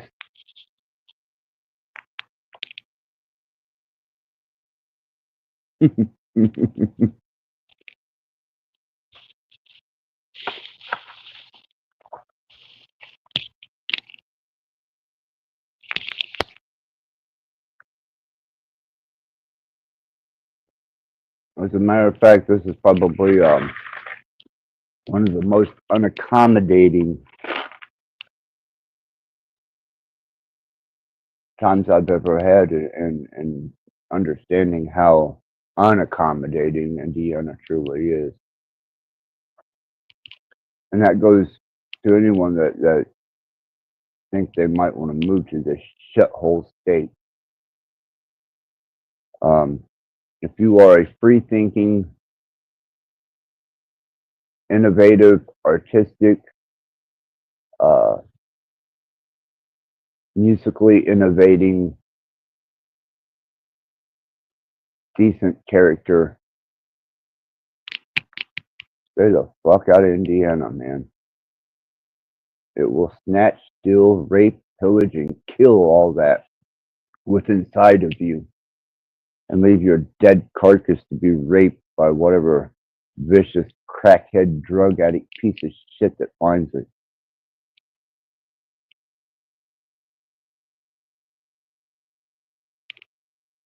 It's truly a shit state.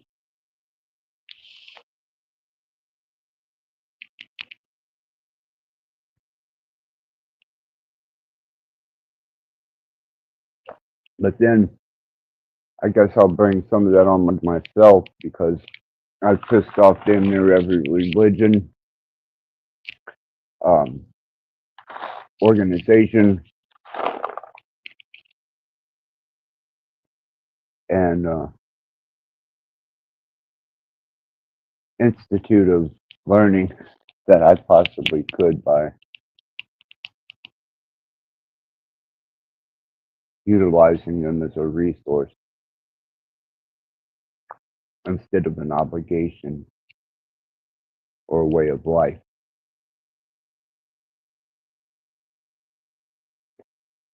They don't like it when you take from them and then you utilize it just as well, if not to a more effective level than they do. I'm wondering if that's what you ran into in Australia, Maggot, or was it just fucking hostile there?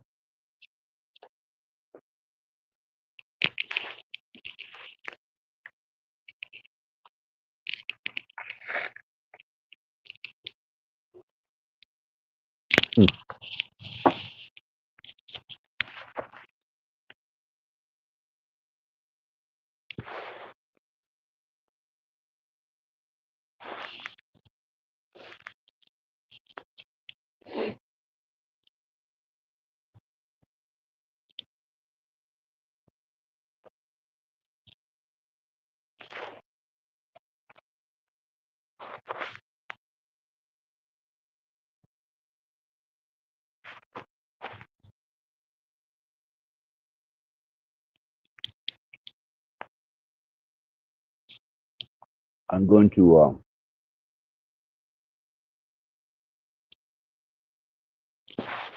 get me some coffee and my medication and a cigarette. So I'm going to have to, for a moment, punish you fine participants with a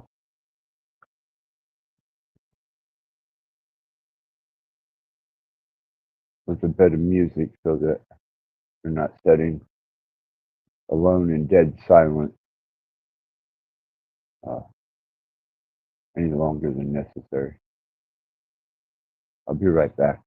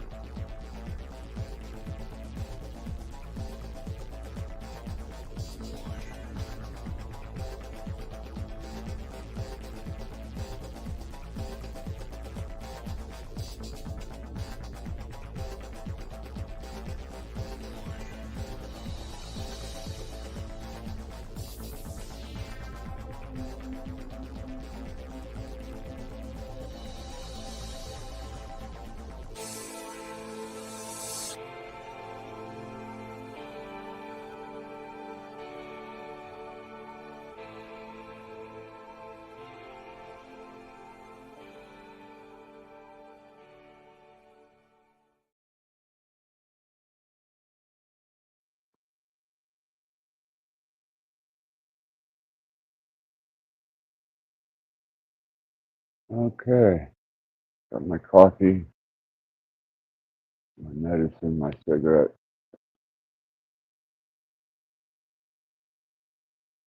And I will dare to endeavor further into my regions of observational madness.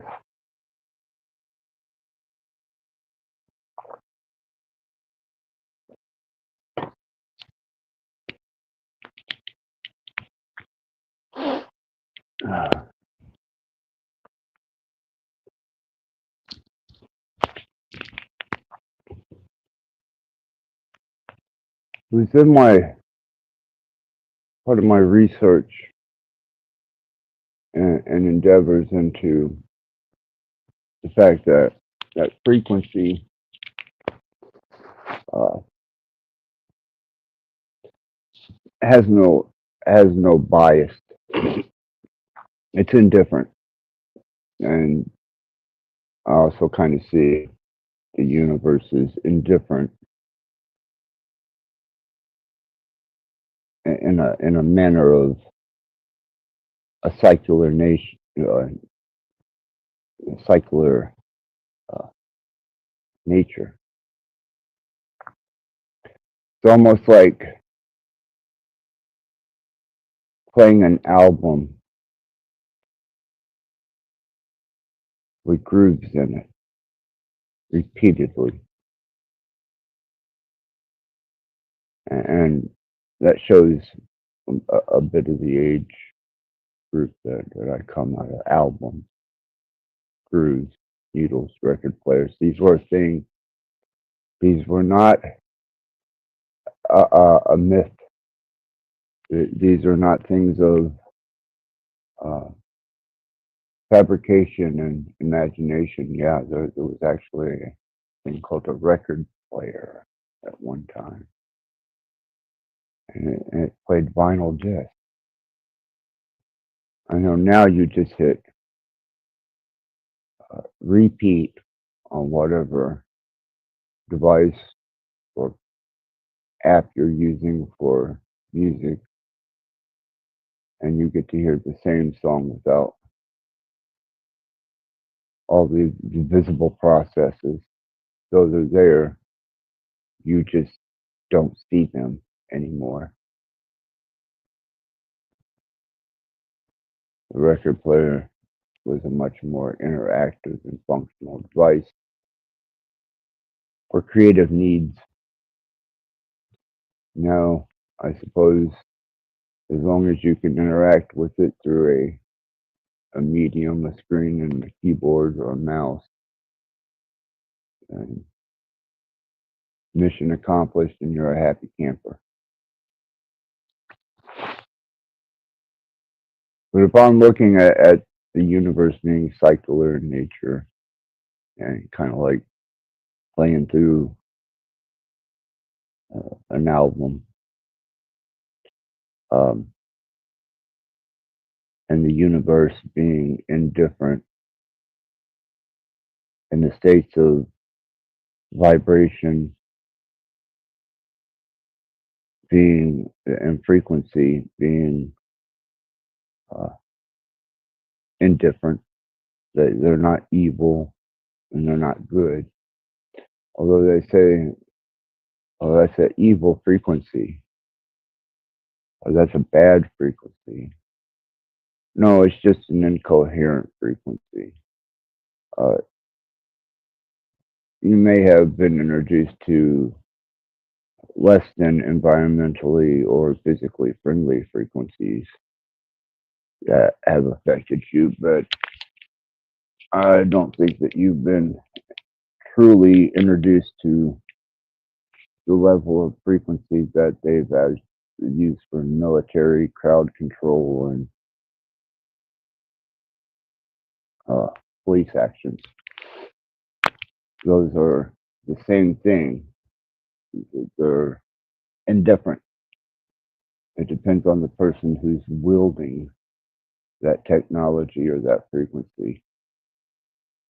That seems to make it have a personality, when in actuality it doesn't. It doesn't hold any state of in recognition for good, bad, or other. It just is. And it exists.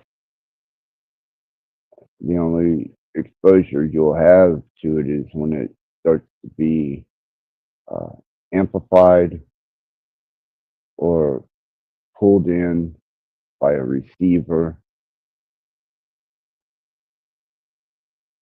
and then your exposure to it is more prevalent than in a general state.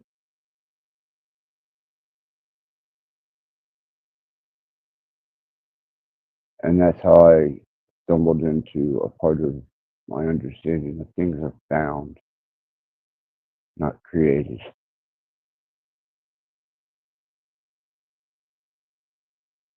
But as a thought exercise, before I get off of here,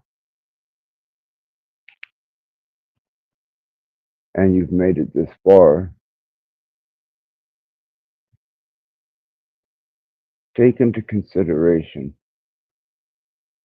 for a bit that nothing is truly created. It's discovered. And just because you cannot see it or experience it with your limited set of senses doesn't mean that it isn't there.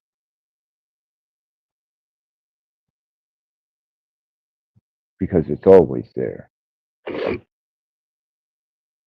And everything is always here by state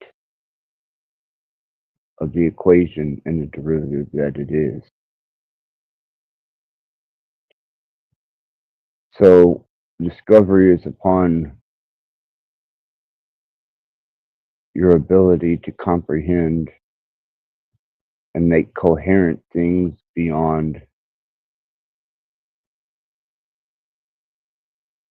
the average perspective, which is the key to discovery, the true key to discovery. You don't create shit. It already exists.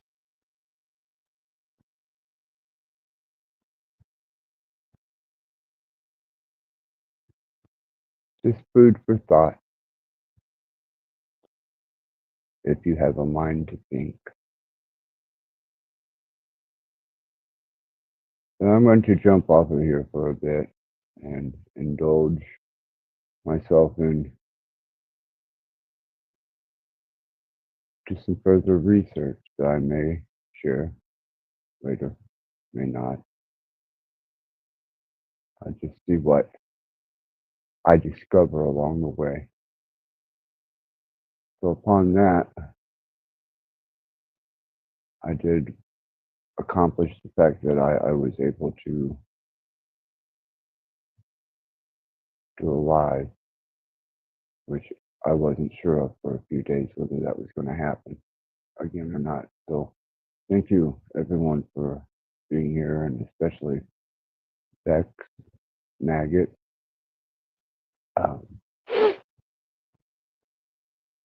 Maybe next time we'll catch Dom and a few of the other usual suspects. And on that, Axis is out.